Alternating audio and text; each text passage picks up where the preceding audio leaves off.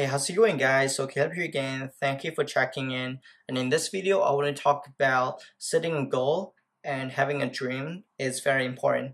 And like especially I think a better word to put it is like having a vision for yourself, for your future is very important. So what do you want to do in the next 10 years, 20 years, whatever. So you have to have some kind of thing to constantly keep pushing you forward to do something better, just make yourself better than yourself today, right? So I think like if you don't have that goal, like you're gonna stay at where you are. You're just gonna keep doing the same thing again and again and again every single day.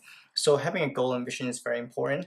And I want to share some of my stories. So I want to share like my sort of my past 10 years, the goals that I set in my past 10 years, and what kind of thing that I did to achieve those goals, and especially like what are the pattern that I see when I was trying to do all these things, right? I never really set like short-term goal because I usually can't stick to it, but every step of my sort of my journey, I sort of have a vision for things that I will eventually I want to become, I want to do. Then I sort of like do exactly this pattern to achieve that.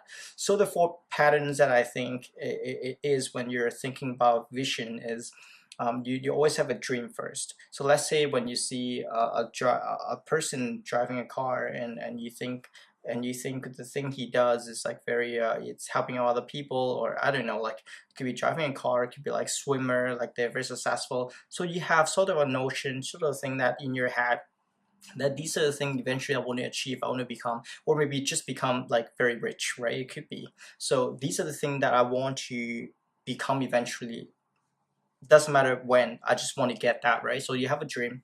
Then the second thing is that you set a plan to do it. A lot of people have a dream, then they just give up. Like they have a dream and then that's okay. When you wake up you forget, and then you go on and do your life again. So having a dream, then you really just set a plan. So what kind of thing do I need to do to actually get there, right? Let's say swimming, right? Like if you want to be a very good swimmer, then you have to set a plan, like what kind of thing do I need to do to get there, right? I have to either practice more swimming.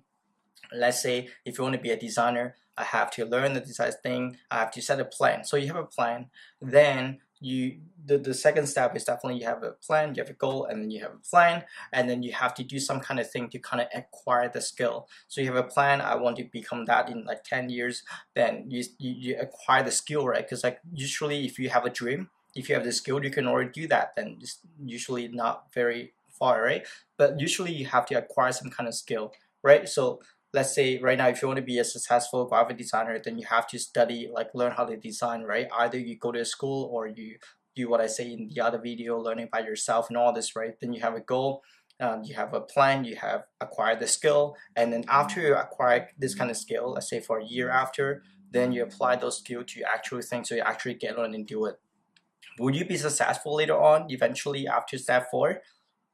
Could be not, who knows, right? But I think like life is all about taking chances. So there are always four patterns, and I like these are the patterns that I found.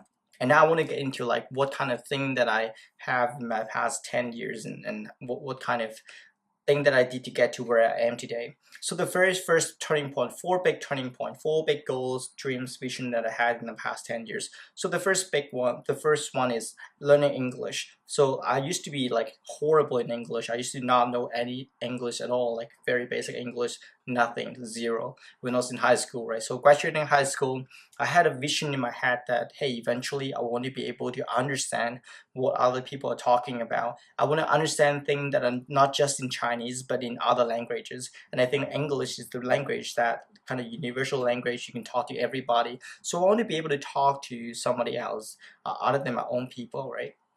So that's the time that I had the dream, and then I make a plan. So my plan is like I want to study for a certain amount of time um, to get really good. So that time my plan is about like 4 years. So after graduating high school and I go to college, I had a dream, I set a plan, and then I actually acquired the skill. So acquiring the skill is I go to study room literally every single day, and from let's say Monday to Sunday, maybe Sunday don't go to study room, but I'm still studying. So about like 10, well maybe like 10, sometimes 10 hours in the study room, but I would say in average every single day I study about like 7 hours in English for the whole 4 years.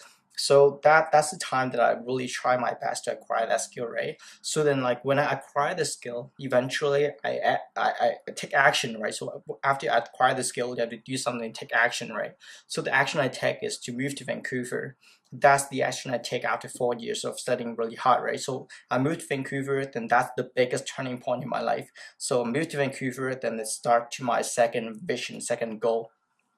So after I come to Vancouver, I sort of noticed that everybody in here they speak English. So English is not one, it's not a thing that is the minimum requirement. So whatever you want to do, you have to learn English, right? So it's not like you have any sort of advantage of knowing English. So you have to get some kind of other thing to, if you still want to improve your living standard, your life, then you have to definitely get some other skills, right? So that's at the point where I get more serious about design. When I was in college, I was studying design at the same time as well, but it was not like design is not one thing that I was really super interested in. And because I'm not good at it, like one thing I also think is like sometimes when you're not sure about what kind of thing do you like to do, just go on and do it. When you get better at it, you'll be more interested in it. I don't know English, I don't know design, but when I get sort of better in it, I sort of grow more interested because I start to understand what it is, right? So my second big turning point, my second big goal in my life vision is that like I want to be a very successful graphic designer. And there's a person that make me to think like that. His name is Kanta, and he was my very first design mentor. And when I get my first job, right, he was working in that company as well. And then he taught me, I was shadowing him for all the things, right, how to design. And he taught me a lot of like design fundamental thing. He taught me like how to put things together on a page, how to make them look nicely. And he's a Japanese designer, so I learned a lot of Japanese design. And one thing that I noticed is his role in the company is crucial. So the company cannot survive, not cannot survive, but cannot be like that without that guy. So one thing that came into my head is like, hey, eventually I need to be a designer just like that. I need to be a person that people can depend on me. And without me, it cannot run like that. So I want to acquire the sort of skill that I can be dependable. So that's my goal, my dream, my vision, right? So then I studied really hard in design. I remember like every single day I go home, I go on and study all those fundamentals. I go online and search like how to design better, fundamental in design and all this, right? So I study everything that I need to learn. And then in my career for about like 6 years now, but I mean back then, right? I was just really trying to study really hard in it, and that's the goal, right? So I have a vision, I have a dream, and then I set a plan. I want to become like that, so I set a plan for myself to I need to study this. So web design, fundamental web design, and then eventually I stumble upon like UI and UX, and I think that's the future of me, what I want to become, because I see that the industry is moving all things digital. If you go out right now, right, people are not even going shopping in the mall. They all purchase things online on Amazon, whatever. So then like everything is moving digital. If I stuck at like print design, it's not gonna be enough. So that's why I kind of move forward to like UI and UX direction. And I think like that's like have a much it's just much more interesting. So that's sort of the whole thing that I said to myself, right? Become a better designer, and I try to achieve it. And getting better job is like how to actually add out your skill, right? So when I acquire some kind of skill, then I change jobs and jobs and jobs to better like kind of polish my skill. So that's the second turning point. And another vision or idea that I have was when I was working at the agency, I noticed that like the whole design or agency culture, like startup trend, is that like people tend to hire younger people. So everybody around me, they're around like 20 years old, 30 years old, 40. Like yeah, it just got me to think when I'm 50 years old, can I still compete with those people? So age may be a problem. Also, like how the agency business model works is that like the agency would take on clients' work, and then the client will pay some money to this agency, and then the agency will pay the designer. So the agency I used to work for, right, they deal with a lot of big clients. So a client could be paying, let's say, $1 million, 2 million, 3 million, or maybe even like 10, I don't know, like big amount of money, right? And I was getting paid around like 50 to 70K when I was working in the agency. So it just got me to think that if my agency is my agent, and my agent is taking a really big chunk. And also like 1 year I'm not just doing one project for the entire year, right? I'm doing like 2 to 5 projects per year. So each project, maybe I get paid, let's say 20K for each project, right? So I get paid 20K for each project, and each project this agency is making, let's say, $1 million. And my stake in that project, like my percentage in that project is not even a few percent. So it just like got me to think, like, does it really make sense? Like, is there a way that I can be that kind of agency and take that kind of work and eventually advance my sort of like my circle to be something bigger than what I'm doing right now, right? So it just got me to think, like, my vision was I'm gonna open my own design studio and I'm gonna take on that business model. So that was my vision, right? So what I do to kind of like plan it out is like I want to sort of start taking in like some freelance work and see if these are the things that I want to potentially get myself into, if this is like sustainable, if I can do this by myself right now. So I start taking on like some small projects, some freelance work, and I talked to my agency as well. They're okay with me like taking some freelance work at that time. So I start taking that, and then that's like the practical skill, right? So I'm trying to acquire the skill. So what kind of skill do I acquire? I acquire the skill that like I have to start talking to the clients, because I used to work with the project manager. So he was the person that dealing with the client, so I only had to do the thing that he told me to do, and then he will be taking all the client communication. So acquiring the skill is like knowing how to run this as a business, and knowing how to do client communication work, how to like handle client complaint and all this thing, right? So a lot of like client facing thing, talking stuff, right? So these are the skill that I kind of acquire, and the skill to like manage my finance, like run a business. So when there's a certain point that I feel like, hey, this is the time that I can, like I gather, I acquire enough skill that I can start doing my own thing. So then that's how when I started Outfield. So I just stopped doing full time and started Outfield.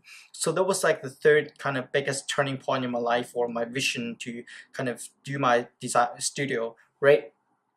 So about Outfield right now, Outfield, like one of the tagline of Outfield is that's like we work with the startups, so we help build startups, right? So like over the past 2 years, I've worked with over 50 startups. So I sort of see the pattern of like what startup are and how do they get funded, like what stages they are in. I work with like stars, like smaller teams and bigger teams, and I really see like how a design, like how a business can be from the idea to eventually IPO or sold it to other people. So I have like this knowledge around me, right? So that's get to my like the fourth kind of vision is that like since I've been helping this kind of startup to build their products, why don't I just like build one for myself? And especially since like people keep hiring me for doing the design work or like the strategy thinking work, right?